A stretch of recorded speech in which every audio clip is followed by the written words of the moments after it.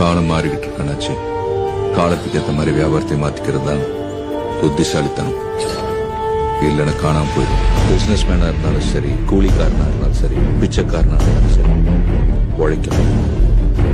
மணி டஸ் come easy sir. David, உன் தைரியம் ரொம்ப அசாத்தியமானதுதான். ஆனா ரொம்ப அளவுக்கு அதிகமா ஆசைப்படுறியோன்னு தோணுது. ஆசை இல்லைன்னாச்சு பசி. நமக்கு லாபம் எந்த அளவுக்கு பெருசா தெரியுதோ அதுல ரிஸ்க்கும் அந்த அளவுக்கு இருக்கும்.